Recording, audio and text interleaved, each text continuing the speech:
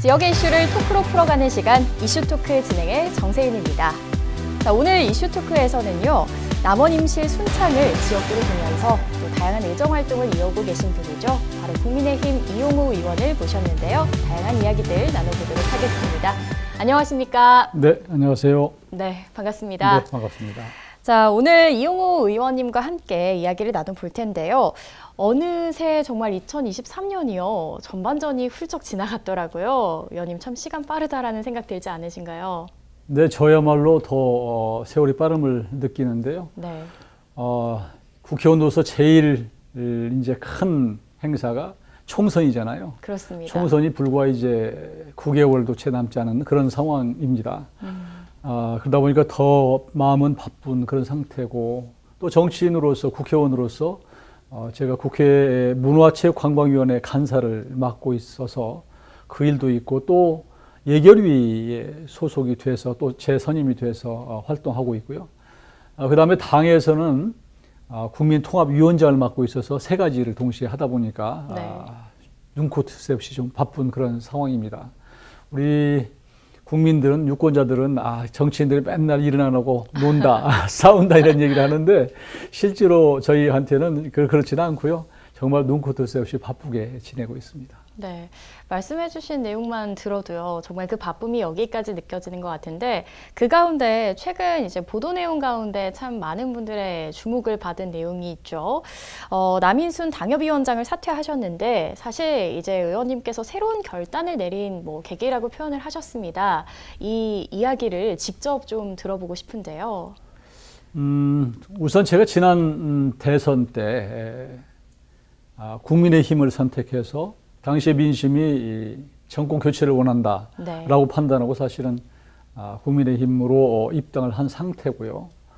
그렇기 때문에 변화된 환경에 제가 놓여 있는 그런 상황입니다. 그래서 제가 벌써 재선 의원으로서 이제 저도 정치적으로 뒤돌아보고 앞으로 어떻게 나갈 것인가를 한번 자성하는 시간을 가졌는데, 그동안에 우리 호남 우리 의원님들 중에서 예를 들면 정세균 전 총리나 이낙연 전 총리나 혹은 정동영 전 대표, 이런 분들도 다 지역에서 정치를 시작했다가 사실은 수도권으로 가서 성공한 선배들의 사례가 있습니다. 네. 저도 정치인인데 왜 꿈이 없겠습니까? 그래서 그런저런 생각을 하고 뭔가 새로운 길을 모색해보자 이런 생각을 했고요.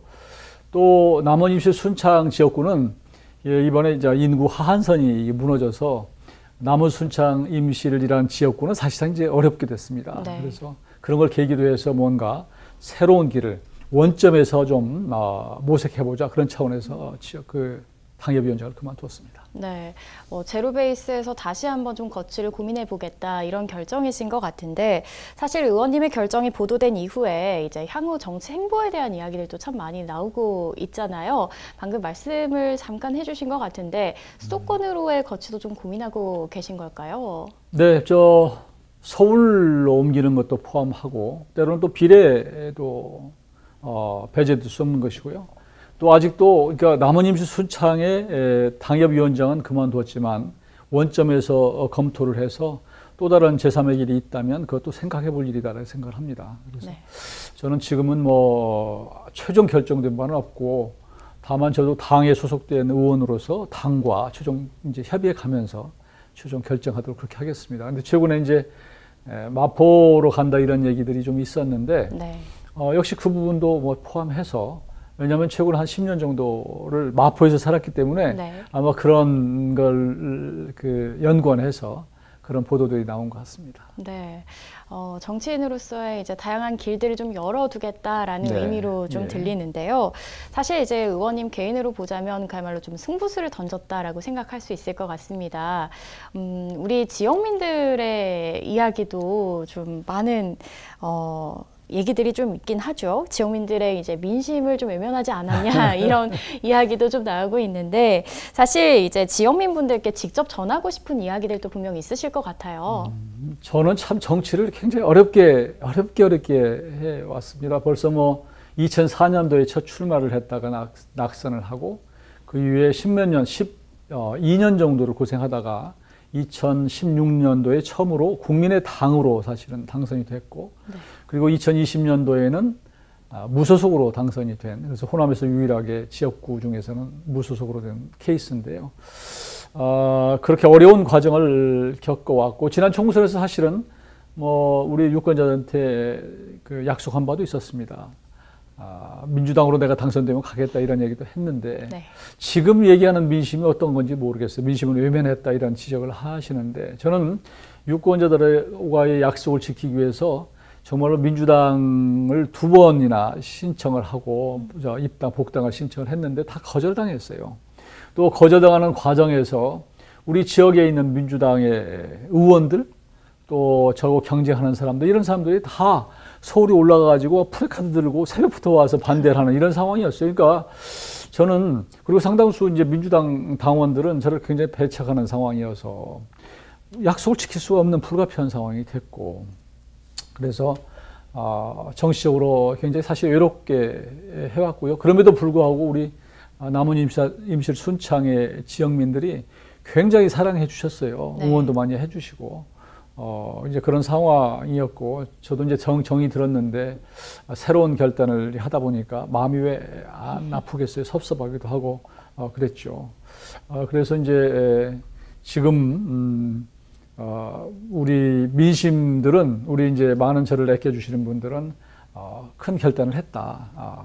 더 큰 정치인으로 성장해라. 그런 응원도 굉장히 많습니다. 네. 일부에서는 좀, 그래도 굳이 지역구를 꼭 떠나야 되나 이런 얘기도 하고 있고, 그러나 조금 전에 말씀드린 대로 아직은 최종 결정된 바가 없기 때문에, 그리고 저는 어디에 가도 우리 남원 임시 순창의 정치인이고, 거기를 제 정치적인 어떤 그 터전으로 생각하고 있는 그런 상황입니다. 그러니까 네. 그건 잊지 않겠다 이렇게 말씀을 드리고요. 그동안에 많이 격려해 주신 분들께 너무 감사하는 마음을 갖고 있습니다. 네, 여당 의원으로서 전북 발전에 좀 기여를 하겠다라는 그런 약속 지키기 위해서 정말 전북 남원, 그 전북 지역의 남원 임실 순창의 발전을 위해서 또 애정을 많이 쏟으셨잖아요. 그래서 앞으로도 말씀하신 것처럼 지역을 위한 고민들은 계속 이어가 주시지 않을까라는 생각을 좀 해봅니다. 21대 총선에서 전북에서는 정말 유일하게 무소속으로 당선이 되셨었죠. 그리고 현재는 국민의힘에 입당을 해 계신데요. 그럼 저희가 현 정부의 다양한 정책들 좀 평가를 해보면 좋을 것 같습니다. 의원님께서 보시는 의견은 어떠신지 궁금합니다. 정권이라고 하는 게 이제 그 전 정권의 잘못한 것을 바로잡기도 하고 또 뭐 이렇게 자꾸 늘 바뀌는 거거든요. 근데 저는 윤석열 정부가 그런 대로 하고 있다고 하는 부분은 저는 탈원전 부분은 괜찮은 것 같아요. 알다시피 지난 정부에서 그 탈원전을 하는 바람에 그 한전이 지금 엄청난 적자에 시달리고 있고 또 그 전기세가 지금 오를 수밖에 없는 그런 상황에 놓여 있고요.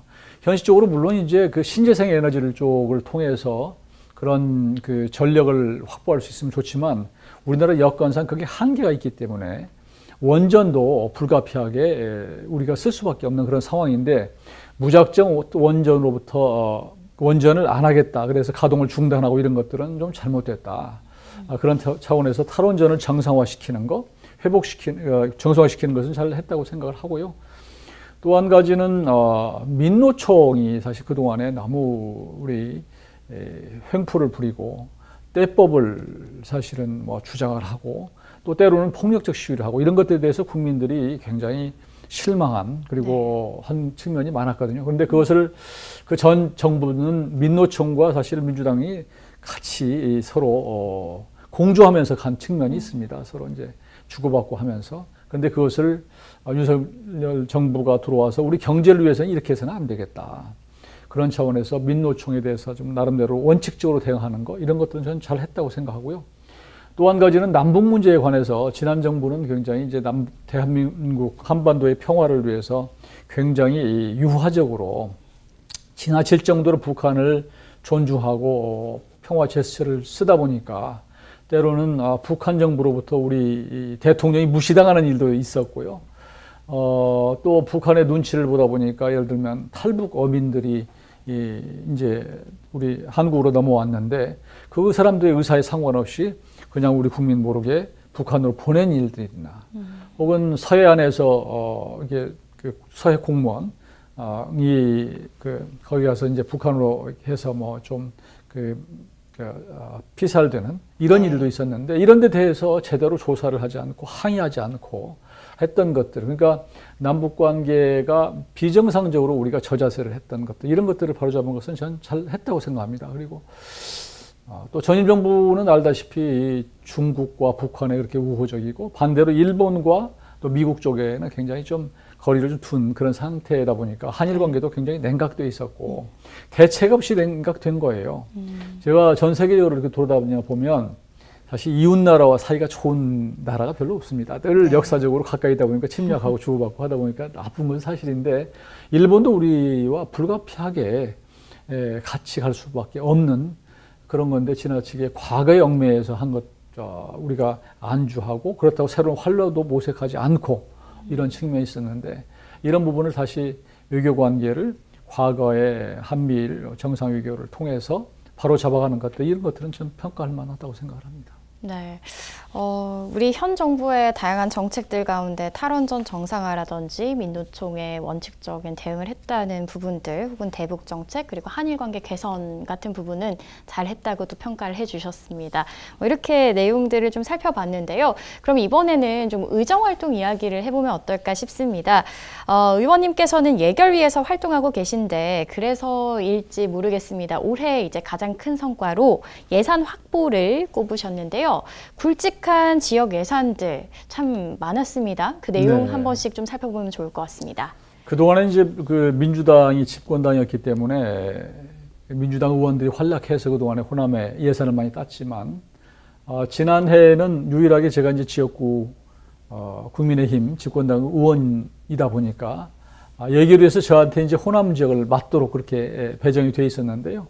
그래서 지난해 확보했던 예산이, 그러니까 이제 국회 단계에서 확보했던 예산은 이제 전북 같은 경우에는 무주의 국제 태권도 사관학교 설립 예산, 그다음에 새만금에 글로벌 푸드 허브 조성 타당성 용역비 5억 원, 그다음에 이제 또 올해 8월 1일 날 이제 세계 잼버리 대회가 시작이 되는데 나중에 보니까 그 개막식 행사 예산도 제대로 안 돼 있더라고요. 그래서 갑작스럽게 그것도 예산 마지막 단계에서 그것도 45억 원을 확보를 했습니다. 네, 말씀하신 것처럼 정말 굵직한 이 지역 예산들을 확보를 한 것들 참 성과가 있었는데요. 그런가 하면 이 남원 임실 순창의 성장 동력이 될 신규 사업들이 또 올해 정부 예산안 참 많이 반영이 됐지 않습니까? 반영된 사업들 중에 좀 눈여겨볼 만한 규모 있는 신규 산업들, 남원과 임실 순창의 신규 산업들 좀 살펴보도록 하겠습니다. 제 지역구에는 나름대로는 하여튼 요구하는 예산, 또 저하고 같이 논의했던 예산은 거의 100% 반영을 했습니다. 대표적인 것이 유소년 스포츠 컴플렉스 건립 사업, 이제 용역비와 실시 설계비 합쳐서 5억 원이었는데 이게 총 예산은 490억 원입니다. 원래는 윤석열 대통령께서 그 당시 후보 시절에 그쪽에 이제 국가대표 훈련을 지켰다 그래서 그건 예산이 이제 2천억 정도 되는데 그 2천억을 하는 게 현실적으로는 좀 어려운 상황이에요. 왜냐하면 국가대표들을 훈련하는 훈련원은 지금 평창이 동계올림픽 종목이 있고 그 다음에 진천에 거기에 이제 하계올림픽 그런 종목을 대표 선수들 훈련하는 데 있기 때문에 지금 두 군데에서 다 그게 다 커버가 돼요. 두 군데 가면 다 이게 소화가 되기 때문에 추가로 우리가 남원에다가 그런 국가대표 훈련원을 설립한다고 해도 올 사람이 별로 없어요. 그러면 나중에 이제 그거 돈 먹는 그런 기관이 되기 때문에 그건 어렵다라고 해서 그러면 우리가 더 지속 가능하고 더 필요한 부분이 뭐냐 고민을 해서 했던 게 유소년들을, 그러니까 대표 선수 되기 전에 유소년 선수들이 훈련할 수 있는 그런 훈련을 만들자 그래서 만든 게 유소년 스포츠 컴플렉스 건립입니다. 근데 그게 2천억짜리를 만들어 놓으면 예비 타당성 조사를 해야 돼요. 그러려면 시간이 몇 년 걸려요. 그러니까 제가 처음에 용역비를 타 놔도 나중에 용역하다가 흐지부지 되는 경우가 많이 있어서 그러지 말고 2천억 가지 말고 쪼개자. 그러니까 예비 타당성 조사를 면제받으려면 500억 이하로 쪼개야 돼요. 네. 그래서 495로 사실 쪼갰습니다. 그래서 예타 없이 바로 갈 수 있도록 지금 조치를 했고요. 네. 올해도 예산이 지금 내년 예산도 지금 반영이 되어 있는 상태입니다. 그건 제한테 보람이고요. 그 다음에 이제 남원의 57 공예관, 57 문화가 상당히 그 눈여겨볼 만한 네. 그런 아이템인데 실제로 가 보면 57 목공예가 실제로 눈으로 보면 굉장히 감동적이고 괜찮아요. 그렇죠. 근데 그걸 전체적으로 볼 수 있는 그런 공간이 없어서 57 공예관 하나 만들자, 공예 전시원을 만들자 그래서 그것도 150억 정도 들어가는데 거기도 시작하기로 그렇게 했습니다. 남원은 그렇고요. 네. 그다음에 임실 같은 경우에 뭐 임실의 오수라고 지명을 들어봤는지 모르겠는데 네. 오수라고 하는 지명이 개, 그렇죠. 오자에다가 나무 숫자 네. 그렇습니다. 그래서 술 취한 뭐 이제 그 우리 주인이 술 취해서 이게 잠을 자고 있는데 불이 나서 그 충성스러운 개가 물을 몸에 묻혀서 그걸 뭐 구했다 그런 전설이 내려오는데 네. 거기를 요즘에는 이제 출산율도 떨어졌지만 많은 젊은 사람들이 많은 우리 국민들이 반려동물들을 너무 좋아하잖아요. 그래서 이 오수를 반려동물들의 어떤 메카로 만들자 그런 차원에서 세계 명견 테마랜드를 조성하기로 하고 그 예산 총 사업비가 180억인데 우선 5억 원을 확보를 했습니다. 그리고 순창은 뭐 알다시피 장유산업 아닙니까? 고추장, 뭐 된장 뭐 이런 쪽에 그래서 전통 장류 지역 미생물 실증 단지 구축하는데 이것도 총 사업비가 320억 되는데요. 이런 것들은 그 정부 예산에 처음에 반영 안 됐던 것을 추가로 반영을 해서 이거저거 합치면 9건에 28억이지만 예산 총 규모로 보면 2017억 정도를 작년에 확보를 했었습니다. 네, 우리 지역의 미래 그리고 우리 지역의 전통을 또 함께 지킬 수 있는 다양한 사업들이 또 이렇게 반영이 되었네요. 그리고 남원시의 경우를 좀 더 깊이 살펴보고 싶은데요. 네. 우리 남원시의 경우에는 사실 많은 지역민분들께서 기대하셨던 것이 바로 국립공공의전원 유치였을 겁니다. 사실 21대 국회 임기 내에서 좀 반드시 좀 해결했으면 좋겠다라는 이런 참 염원들이 많았는데 현재는 사실상 무산되는 수순이라고 봐도 어떨까 싶은데요. 아니 저는 네. 무산까지는 아니고요. 네. 사실은 제가 한 5년 전부터 제가 여기에 처음에는 공공의대를 만들자 이렇게 주장을 했는데 공공의대는 좀 어렵다. 공공의대는 이제 6년제거든요. 네. 국립의전원으로 해서 4년제로 만들자. 그러니까 공공의대는 처음부터 신입생을 고등학교 졸업하면 뽑는 것이고 국립의전원은 대학을 졸업한 사람을 다시 이 의전 전문 대학원으로 하는 것이어서 전문대 국립의전원으로 하자 이렇게 해서 다시 바꿔서 해왔는데요. 지금까지 사실 친척이 목전에서 안 되고 있는 그런 상황이어서 국립의전원 얘기만 나오면 정말 가슴이 정말 답답하고 저도 너무 아쉽고요. 이걸 이뤄놨으면 제가 두고두고 평가를 받을 텐데 하는 아쉬움이 있는데 지금 이게 의전원 자체가 남원의 문제뿐만 아니고 사실 전국적인 문제예요. 그렇습니다. 의대 정원 문제까지 다 토탈해서. 네. 그런데 의전원이 문제는 의전원을 만들면 한 학년의 정원이 49명입니다.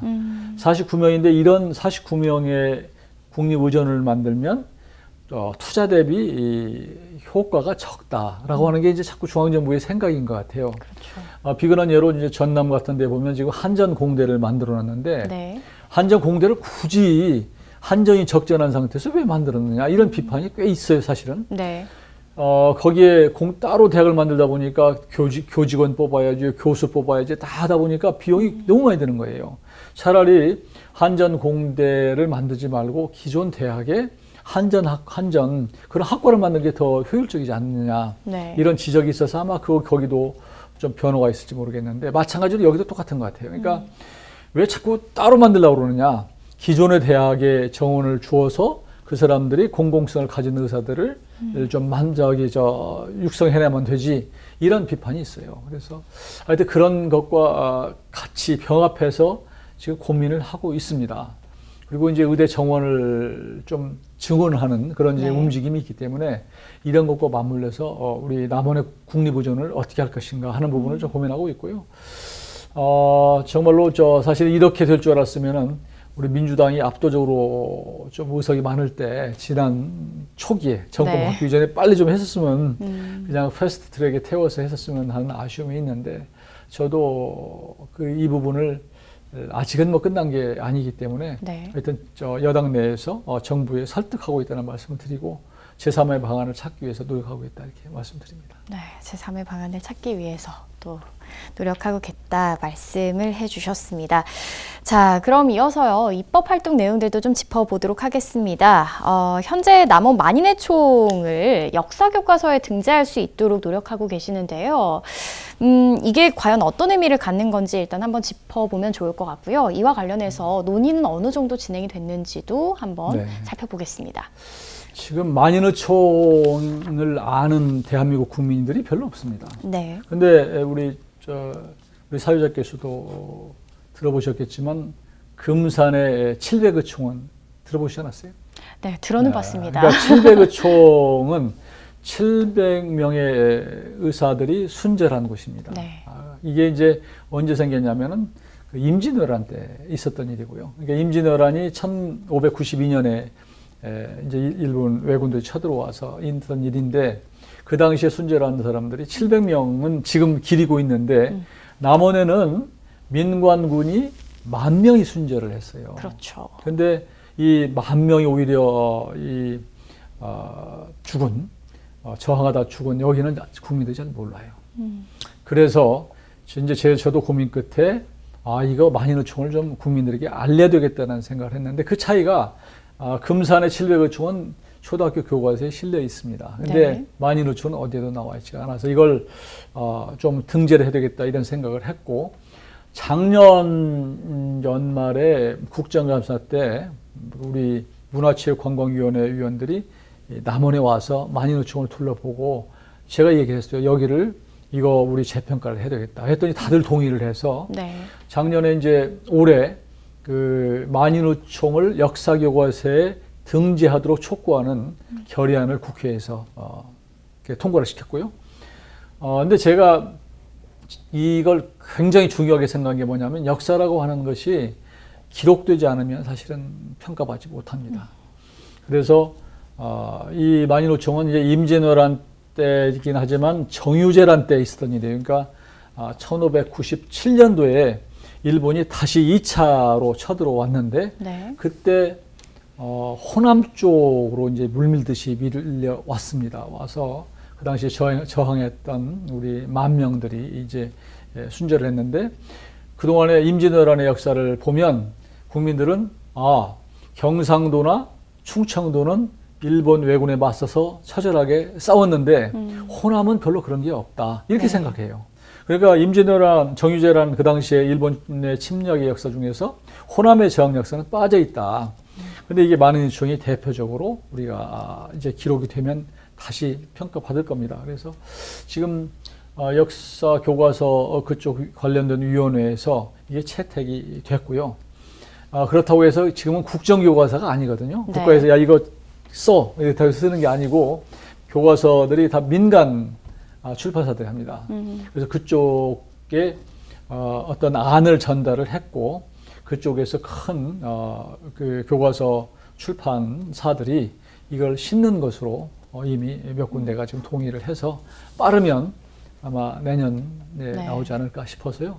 저는 지금까지 이제 재선 의원으로서 호남에서 지금 활동을 하고 있지만 저는 임기가 끝나면 가장 두고두고 저한테 보람으로 남는 것은 저는 만인의 총을 초등학교, 중학교의 역사 교과서에 실는 거라고 생각을 합니다. 그리고 물론 뭐 그 외에 뭐 몇천억짜리, 뭐 몇백억짜리 예산 따는 것도 중요하지만 저는 우리 대한민국의 젊은이들이 어릴 때 머릿속에 이 만인의 총을 배우면 저는 두고두고 남원 또 호남 재평가 되리라고 생각합니다. 네, 또 지역을 기반으로 활동하시면서 정말 참 의미 있고 자부심이 있는 일이 아닐까라는 생각을 해봅니다. 말씀하신 내용들 오늘 들어보니까요, 정말 지역을 위해서 다양한 고민들 하고 계시는 것을 느껴볼 수 있었는데요. 그래서 이 질문을 좀 여쭤보고 싶습니다. 의원님의 정치 신념이나 신조가 있다면 활동하시면서 어떤 신념을 가지고 일하고 계신지도 궁금한데요. 저는 기본적으로 정치인이든 선출직 공무원은 뽑아준 국민들, 유권자들의 마음, 그 민심에 따라야 된다고 생각을 합니다. 그래서 정치인이 어떤 공급자의 입장에서 우월한 위치에서 끌어가기보다는 이제 그 정치의 수혜를 입는 우리 국민들의 입장에서 모든 것을 바라봐야 된다 이렇게 생각을 하고요. 그렇게 나름대로는 소통하고 제가 의정활동 해왔다고 생각을 하고 있고요. 그 다음에 이제 뭐 큰 정치적 담론 이것도 중요하지만 우리가 일상에서 벌어지는 여러 가지 불합리한 것, 또 정의롭지 못한 것 이런 것들을 바로잡는 일, 그래서 일상적 정의를 바로 세우는 일을 해야 되겠다. 그래서 좀 피부에 와 닿는 그런 의정활동, 피부에 와 닿는 입법활동 이런 것들을 하려고 노력을 사실은 해왔습니다. 네, 민의를 귀 기울여 듣겠다, 또 피부에 와닿는 그런 의정활동을 하겠다라는 말씀 또 잘 들어봤습니다. 그래서 또 이런 말씀도 나온 것 같아요. 당협위원장직은 내려놓지만 남은 임기 동안의 공약 이행에는 충실하겠다 이렇게 말씀해 주셨는데요. 자, 그럼 남은 기간 동안 최우선으로 좀 이행하고 싶은 공약이 있다면 어떤 부분이실지도 궁금한데요. 조금 전에 말씀드렸지만 그 남원의 국립의전원 이 부분은 끝날 때까지 끝난 게 아니다 이렇게 말씀드리고요. 제3의 대안을 말씀을 제가 드렸는데 사실은 남원시장 우리 최경식 시장과도 잠깐 이렇게 상의를 했는데 이거 그러니까 기존 대학의 그 의사의 TO가 배정되더라도 그 TO만큼 공공성을 확보하는 의사를 양성하는데 그 학교 분교를 남원에 설립하는 것까지도 포함해서 사실 논의해보자 이렇게 말씀을 드리고, 하여튼 뭐 올해 연말 내년 초까지 이 국립의전원 공약을 마무리 짓기 위해서 노력을 할 것이고요. 또 한 가지는 조금 전에 말씀드린 만인의총 역사교과서 문제는 제가 마무리를 지어놓고 가려고 합니다. 네. 그리고 이제 제가 해보니까 이제 저도 남원 임시 순창의 국회의원으로서는 예결위가 이번이 마지막이고, 또 아마 제가 예결 소위에 들어갈 가능성이 매우 높습니다. 네. 예결위는 50명으로 하는 거고 예결 소위는 한 15명 정도 들어가는 것인데 거기서 사실 다예요. 네. 제가 거기에 들어갈 가능성이 높기 때문에 저희 지역의 예산뿐만 아니라 전라북도 예산, 또 나아가서 전라남도나 광주 예산까지도 다 망라해서 호남이 예산 측면에서는 소외되지 않도록 제 역할을 마무리 잘 하겠다. 네. 이렇게 다짐을 합니다. 네. 자, 그럼 마지막으로 우리 지역민 분들께 전하고 싶은 이야기 정말 많으실 거라 생각되는데요. 이 자리를 빌어서 지역민 분들에게 직접 전해주시면 좋을 것 같습니다. 저도 남원 임시 순창의 당협위원장을 내려놓으면서 참 만감이 교차했습니다.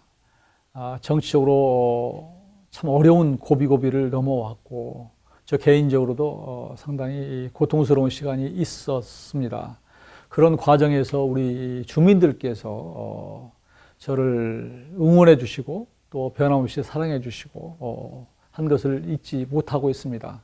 제가 만에 하나 지역을 떠난다고 하는 것은 저의 정치적 자산, 정치적 세간살이를 사실 다 우리 지역에 내려놓고 가는 것이고 어디에 가든 사실 광야로 새로 시작하는 것이기 때문에 저한테는 굉장히 어렵고 힘든 일이라고 생각합니다. 어디에 있든 우리 지역의 명예를 떨어뜨리지 않도록 노력할 것이고 또 어디에 있든 우리 지역에서 주민들이 저한테 보내주신 사랑, 관심을 잊지 않으려고 합니다. 늘 감사하게 생각을 합니다. 다시 한번 감사를 드리고요. 그러나 뭐 떠난 게 아니기 때문에 제가 마지막까지 지역 국회의원은 제가 남은 임실 순창의 국회의원이니까 마무리될 때까지 제가 변함없이 최선을 다해서 실망시키지 않겠다, 그런 약속을 드립니다. 그동안 고맙습니다. 네. 자, 오늘 이 시간 이용호 국회의원과 함께 이야기를 나눠봤는데요. 또 남은 시간 동안 지역과 긴밀하게 소통해 주시고 또 우리 지역을 위해서 또 앞으로 행보도 또 함께 응원해 보도록 하겠습니다. 오늘 이슈 토크는 여기서 마치겠습니다. 함께 해주신 여러분 고맙습니다.